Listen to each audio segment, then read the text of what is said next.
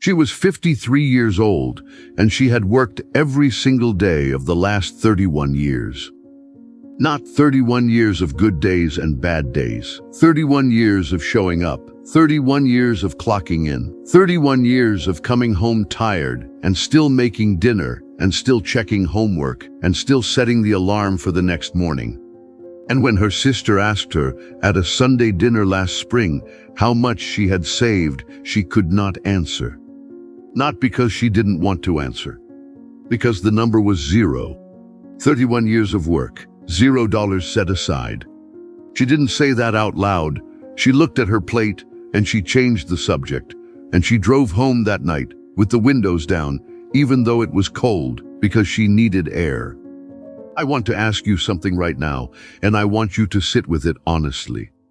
If someone asked you today how much you have saved just for yourself, not the emergency fund you borrowed from last year and never refilled, not the change jar on the counter, actually saved, what would you say? If you would hesitate before answering, keep watching. Because what I'm going to tell you today is something that nobody sat down and taught most of us. Not our mothers, because their mothers didn't teach them either. Not school, not anyone. And I'm going to tell you about Irene. Irene discovered something so simple it made her angry at first, not inspired. Angry because she realized how many years she had lost not knowing it. And what she did with that anger is the part I'll get to later, because it is the part that matters most. But I need you to understand who Irene was first, before I tell you what she did. Irene was 53 years old, and she worked as a hotel housekeeper in a suburb of Atlanta, Georgia. She had been at the same hotel for 14 years. She cleaned 16 rooms a day, sometimes 18 if someone called out sick. She wore compression socks under her uniform because her ankles had started swelling in the evenings, the left one more than the right, and the doctor had said it was from being on her feet so many hours without enough rest. She made $14.75 an hour. She had a daughter in her late 20s who lived 2 neighborhoods away, and a granddaughter who was 3 years old and who called her Nana Irene. Irene kept a photograph of that little girl tucked into the visor of her car, so that it was the first thing she saw every morning when she pulled down the visor to check her face before going into work. Her dream was not large. She had stopped dreaming large a long time ago. What she wanted more than anything was to stop feeling afraid when she opened her bank app. That was the whole dream. Just to look at the number and not feel that drop in her chest. She had a pair of reading glasses with a small crack in the left lens that she had repaired with a strip of clear tape. She had been meaning to replace them for 5 months, but there was always something else first. The glasses sat on the end of her nose, and the tape caught the light in a particular way that made her self-conscious when she was reading at the front desk or filling out any paperwork around other people. She always took them off quickly in those moments. She never mentioned why. In the back of her nightstand drawer, underneath a church bulletin from Easter 2 years ago, and a hair tie, and a bottle of hand lotion she had been given as a gift and felt too guilty to use, there was an envelope. It was a plain white envelope, the kind that comes with greeting cards. On the front, in her own handwriting, in blue ink, she had written one word: Irene. Just her name. Nothing else. Inside the envelope was a folded piece of paper with a list. Not a list of debts, a list of things she had never done and wanted to do before she died. Take a train somewhere, sleep past 7 on a weekday, buy her granddaughter a birthday gift without first checking the balance, sit on a porch in the morning with nothing to do. The list had 7 items. She had not looked at it in over a year. She was afraid that looking at it would make the distance feel larger, but she had never thrown it away either. The thing Irene had always told herself was that she was not a spender. And it was true. She did not buy expensive things. She did not have subscriptions she forgot about. She did not eat at restaurants regularly. She brought her lunch to work in a container with a blue lid every day, without exception. She was not a spender, but she was also not a saver. And for a long time, she believed those two things were the same. They are not the same. And the difference between them is the thing nobody ever explained to her. Here is what her money actually did every month. She earned, after taxes, approximately $1,940. Her rent was $910. Her car payment was $218. Her phone was $84. Her utilities averaged $122. Groceries ran about $230. Gas was around $90. Her daughter's occasional needs, not regular, but present, averaged about $60 a month if you added it up over a year. That left her with approximately $226 at the end of every month. And every month, that $226 disappeared. Not on anything notable, not on anything she could point to, small things. A coffee she needed because she was exhausted, a birthday gift she couldn't show up without, a copay, a thing her granddaughter needed, and she could not say no because it was $47 for a pair of shoes, and who says no to that? $226, gone every month for 14 years. She had never written any of this down. She kept it all in her head, roughly, approximately, close enough. She had always assumed she knew where it went. She did not know where it went.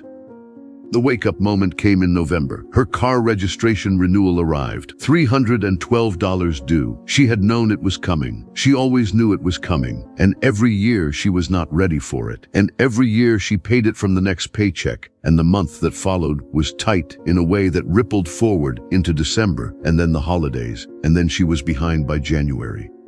Every year, the same sequence, as if it surprised her each time.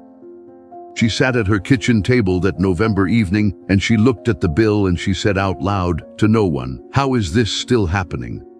And that sentence hung in the air. She didn't go looking for an answer. The answer found her 3 days later, in the last place she expected.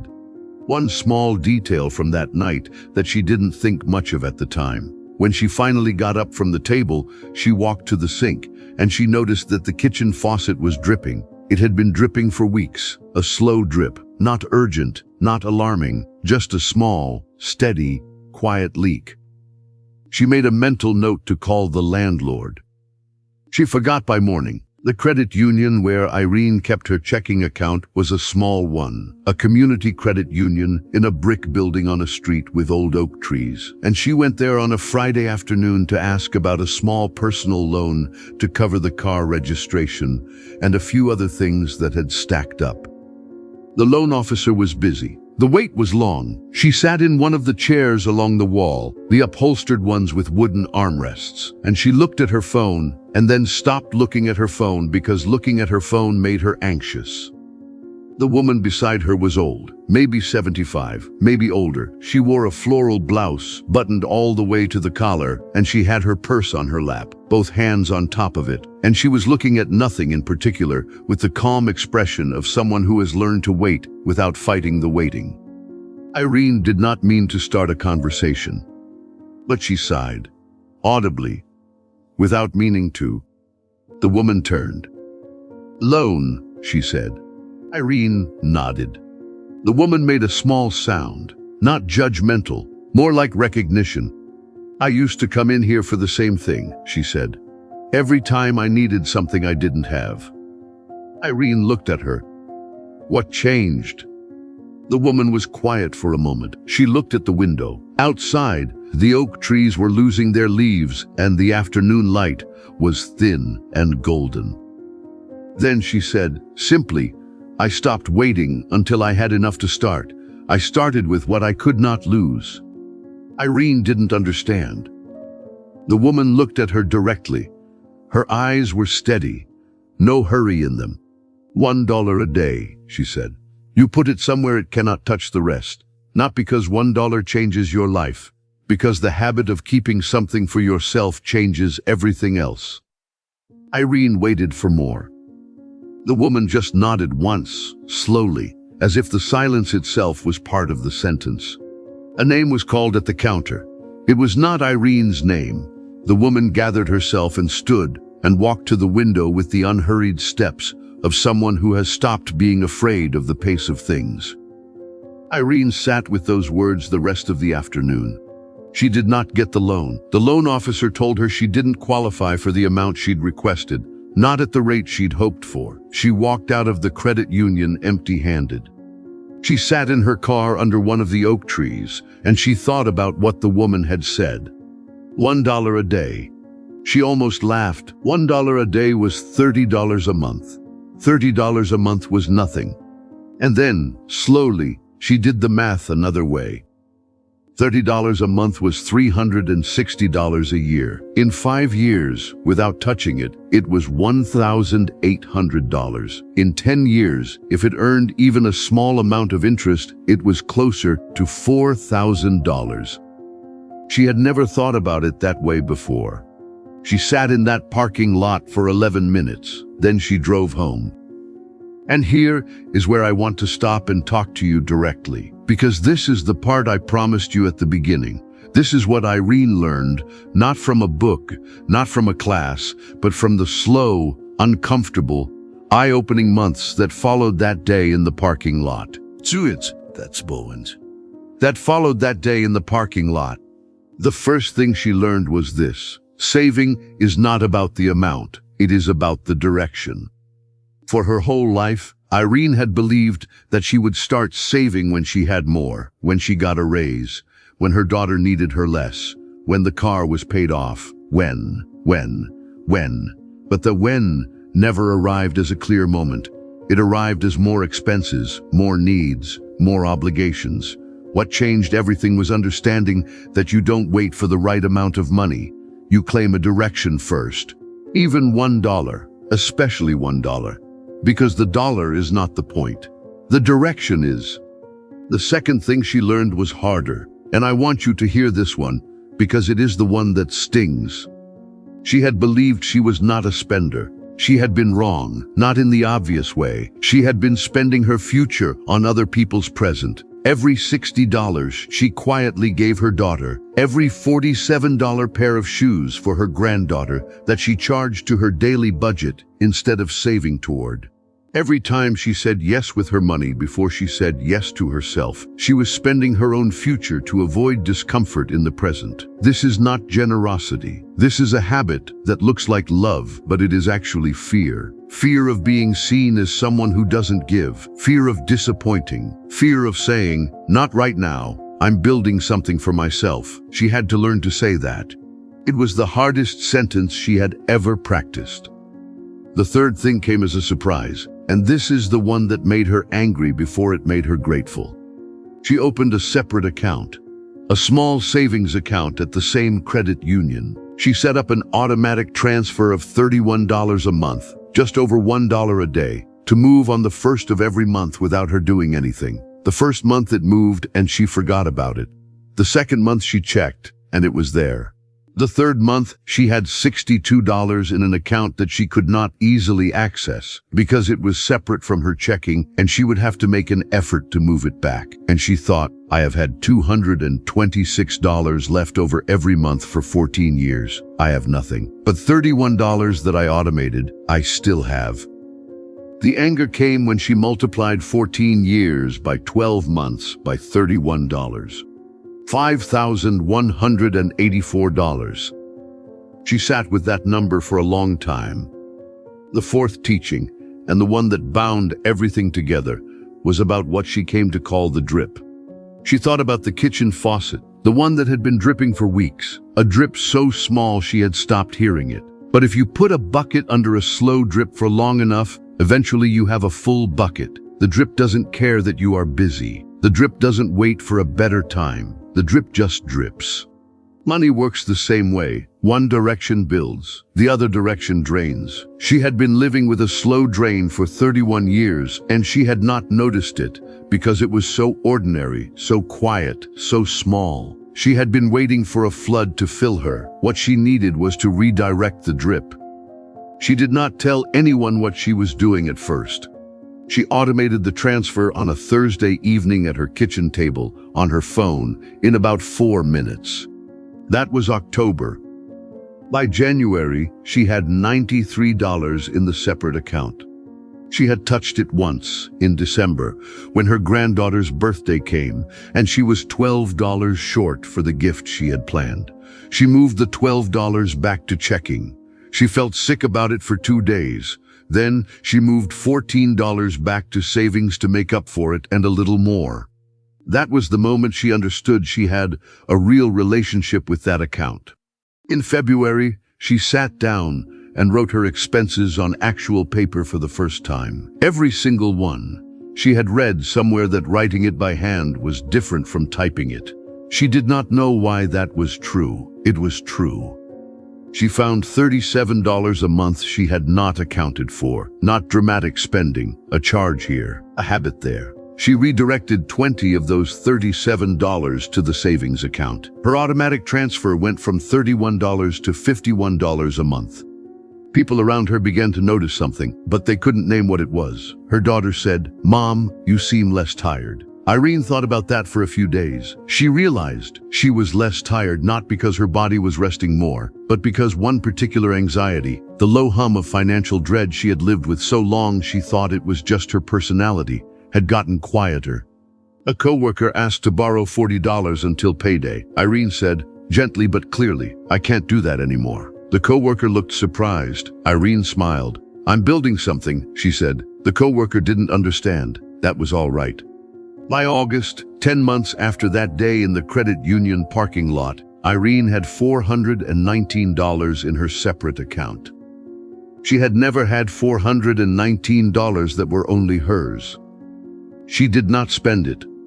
She looked at it. That was enough for now. The following spring, Irene was in the break room at the hotel, eating her lunch from the blue-lidded container, when a newer housekeeper sat down across from her. Her name was Connie. She was 29 years old, and she had just started 3 months ago. And she was quiet, in the way people are quiet, when they are carrying something heavy, and don't want anyone to see how heavy it is. She was looking at something on her phone with her jaw tight. Irene recognized the jaw. "Bill," Irene said. "You start with what you cannot lose, $1, somewhere it cannot touch the rest." Connie looked at her. "That's it," she said. "That's the beginning," Irene said. "The beginning is everything." After lunch, Irene went to her locker. She opened it. In the inside pocket of her jacket, she kept the envelope, the plain white one with her name on the front. She took it out. She opened it. She read the 7 things on the list. Take a train somewhere. Sleep past 7 on a weekday. Buy her granddaughter a birthday gift without checking the balance first.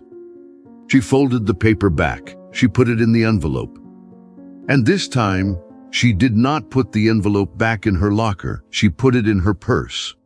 She was done keeping her own name hidden. And she thought about the faucet. The faucet in her kitchen had been fixed in January. The landlord had sent someone. The dripping stopped. The silence after it stopped was strange at first, because she had gotten so used to the sound she had stopped hearing it. When it was gone, she noticed the quiet. That was what it felt like to redirect the drip, she thought.